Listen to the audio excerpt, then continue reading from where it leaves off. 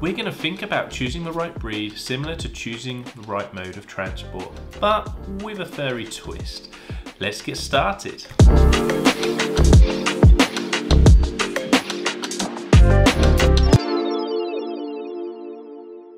Choosing the right breed for you is the most important thing about choosing a new dog. You want to make sure that that breed matches your needs, but also you match that dog's needs. We are going to break down each dog into a category. Our first mode of transport is going to be a bicycle. A bicycle is low maintenance. You're not going to go too far with it. So this compares great to dogs who are going to be low maintenance, not going to need too much exercise, great for first time dog owners or just people wanting that easier life. These breeds are going to be Basset Hound, Greyhound, Whippet, Saluki, Pug, Bedlington Terrier, King Charles Spaniel, Yorkshire Terriers, West Highland Whites and Shih Tzus. These breeds can pretty much suit anybody. They can fit into any home as they don't need too much exercise, they're low maintenance and it's a very low risk of injury for new time dog owners. Next up we have the car. These are going to be more of a medium energy type of dog, probably medium size as well. What's different to a car versus a bicycle? With a car, we need to have a license, we need to have experience, we need to have training, we need to know what we're doing with this mode of transport. And this is the same with a dog. There is much higher likelihood of risk to others if we mess up. This dog is going to be larger, this dog is going to be more energetic, so we really need to make sure we're giving everything that this dog needs. And of course, there's a little bit more to owning a car than simply riding a bike. That said, driving a car is going to be a bit more fun than riding a bicycle. And this will be a much better journey for those who are prepared and willing to put in that little bit of training and make sure that dog has those stimulations every single day. And just like a car, these dogs are meant to be going on much further distances than a bicycle. There's also going to be a lot more maintenance required, more training and more knowledge to accompany these dogs. But that said, the journey will be much more enjoyable with this type of dog in your life than those lower energy breeds. This is why it's so important to make sure we match the right dog, the right energy with our lifestyle. Our lifestyle will never fit in with that dog. Don't try and make our lifestyles change to adapt. Make sure we match the dogs to us, and that will be a much easier relationship. So what breeds are we putting into this category? We have Labradors, Spaniels, Springer and Cocker, Boxers, French Bulldogs, English Bulldogs, Airedales, Foxhounds, Jack Russells, Retrievers, Boston Terriers, all of our poodles and our poodle mixes. These are just a handful of suggestions that I would like to put into this category where again we can have a very fulfilling relationship with this dog, but just be prepared that there is a little more to it than riding a bike. Our final category is HGV or a lorry. So what's different to a lorry than a car and a bicycle? Well, these are meant to be going all day long.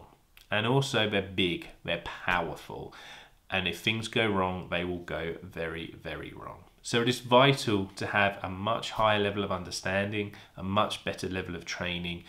And again, we need to make sure we give this dog so much more than previous breeds mentioned.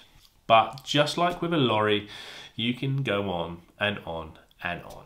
So these are breeds that suit a great active lifestyle who are being out all day, want to engage with their dogs and will suit that dog in that environment really, really well. And out of these three categories, the dogs listed here are probably actually my favourite. But you've really got to know what you're doing. There's a much higher level of risk involved if we mess up, if we don't do things correctly, and there's a lot more maintenance, a lot more training. These dogs are not meant for first-time dog owners. These dogs are not meant for people with a low level of training. You really need to know your stuff. So in this category, we have the higher energy breeds and also powerful breeds.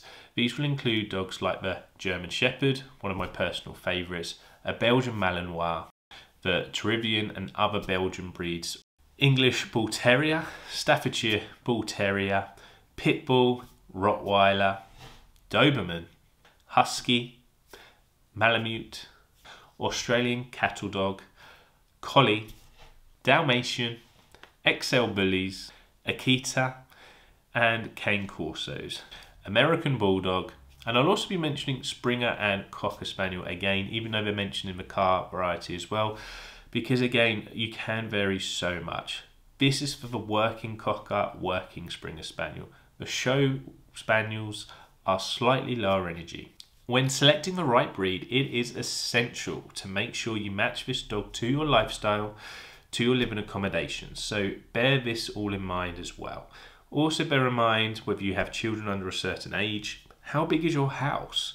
Other people living with you are going to be contributing to your dog's behaviour, whether you like it or not. If they're ignoring and not doing what you're asking or saying, then are they making things worse? So make sure whoever you live with are on the same page as you as well, and be fully committed to this decade-long relationship. So in conclusion, choosing the correct breed is so important for you. Most of the clients I work with, some of them have just simply chosen the wrong breed for them. A working husky can do 150 miles every single day whilst in competition for 5 days straight. Taking that dog out for 30 minutes, 40 minutes, an hour just simply is not enough, and you will always have this battle on your hands. So before you get that dog, really think about the right match for you. And remember, like when choosing a mode of transport, you really want to make sure that it matches your pace. Otherwise, you're simply going to burn out trying to keep to theirs. All the best for picking that perfect companion for you and to match that relationship. That's it for today's video. Thanks for watching, and don't forget to like and subscribe and hit that notification bell if you want to be updated with further training videos.